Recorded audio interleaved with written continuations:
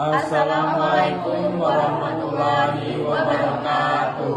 Perkenalkan, kami dari kelompok 1 dengan daftar materi bab 4, yaitu energi terbarukan. Dengan baik, sebelum lanjut ke materi, perkenalkan terlebih dahulu. Perkenalkan, nama saya Rafa Irawan.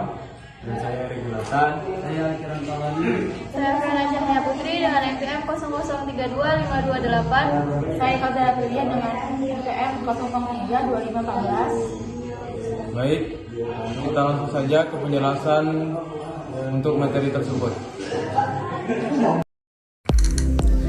Energi tenaga air adalah energi yang berasal dari air yang bergerak atau air yang berada pada ketinggian tertentu.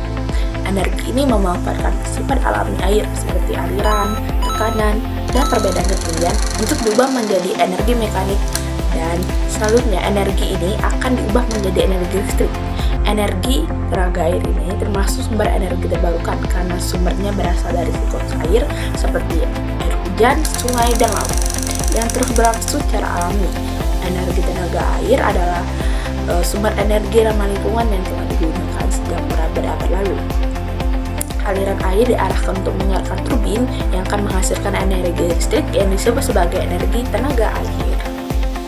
Nah, selanjutnya kita akan membahas tentang bentuk-bentuk dari energi tenaga air ini. Yang pertama, ada tenaga air terjun. Energi potensial air yang berasal dari air yang jatuh dari ketinggian. Memanfaatkan energi potensial air. Apa sih contohnya? PLTA pembagi listrik tenaga air di bendungan. Yang kedua, ada tenaga aliran air atau energi kinetik. Berasal dari arus sungai atau saluran air. Energi gerak air memutar turbin. Contohnya apa sih? Kincir air tradisional atau pembagi listrik tenaga mikrohidro. Yang ketiga ada tenaga gelombang laut yang berasal dari ombak laut yang bergerak naik turun. Digunakan untuk menghasilkan listrik dengan teknologi gelombang. Contohnya apa sih? Pembagi listrik tenaga gelombang. Selanjutnya ada penjelasan melalui cara pembangkit listrik tenaga hidro. Bendungan PLTA menggunakan reservoir untuk menghasilkan energi potensial dari air bendungan. Lalu, aliran air mengalir melalui sebuah pipa yang disebut sebuah penstop. Penstop ini merupakan salah satu keunggulan penyalur daya air dari bendungan. Lalu, air mengalir melalui penstop menuju turbin dan memaksa turbin untuk bergerak. Dan selanjutnya, generator mulai memproduksi energi listrik. Komponen dari energi tenaga air, reservoir, sebuah waduk digunakan untuk menyimpan air untuk digunakan ketika diperlukan. Intake atau bangunan penyadap, sebuah tempat untuk mengalirkan air ketika diperlukan. Penstop adalah mengalirkan air dari bangunan penyadap menuju ke pembangkit tenaga listrik. Turbin mengkonversikan energi potensial dari air menjadi energi rotasi menarik. Generator mengubah mengubah energi mekanik menjadi energi listrik. Transformer, sebuah alat yang berguna menyebarkan, meningkatkan atau menurunkan tegangan sehingga dapat ditransmisi melalui jalur transmisi sesuai dengan voltase yang diinginkan. Jalur transmission listrik disalurkan ke gardu dan didistribusikan ke konsumen melalui jaringan listrik. Mengapa sih menggunakan pembangkit listrik tenaga air? Karena Indonesia memiliki potensi tenaga air sampai sebesar 62,2 GW, termasuk 458 MW. Potensi mikrohidro bagi masyarakat perdesaan dan terpencil. Pembangkit mini hidro dapat mengurangi emisi bahan bakar fosil CO2 sekitar 4.000 ton per tahun. Sumber daya energi terbarukan yang bersih dan gratis, tidak ada limbah atau emisi.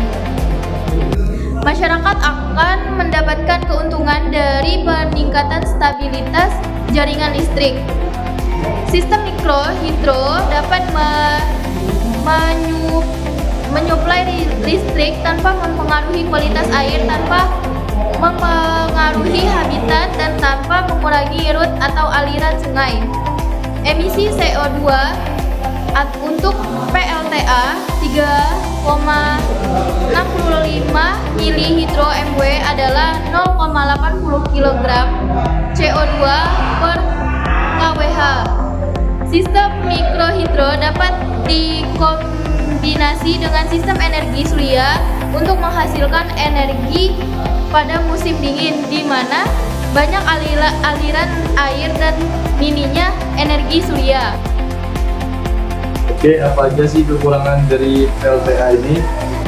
Kekurangan dari PLTA ini bendungan yang sangat mahal untuk dibangun dan memerlukan lahan yang luas.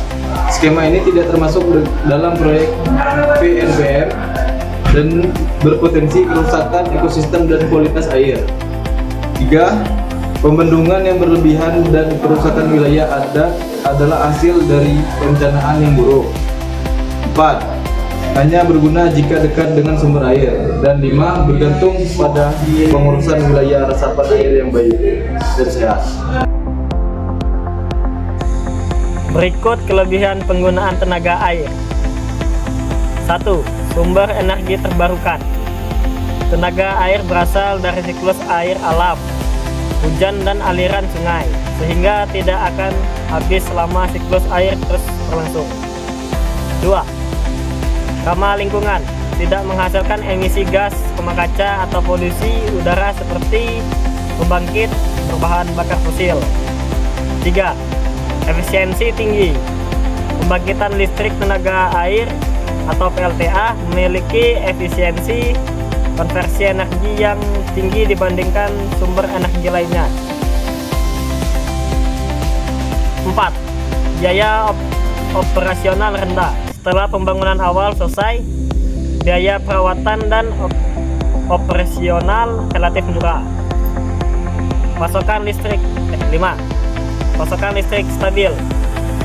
Aliran air yang terus-menerus memungkinkan produksi listrik yang andal dan konsisten. 6. Dapat mengendalikan banjir. Bendungan pada PLTA dapat membantu mengatur aliran air dan mengurangi risiko banjir. 7. Umum pembangkit panjang.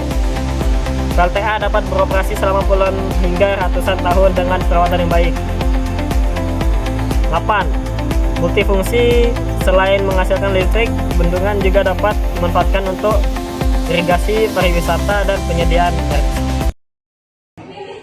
Baik, itu saja penjelasan dari kami. Kalau ada kurang atau lebih kami mohon maaf. Kami akhiri. Assalamualaikum warahmatullahi wabarakatuh.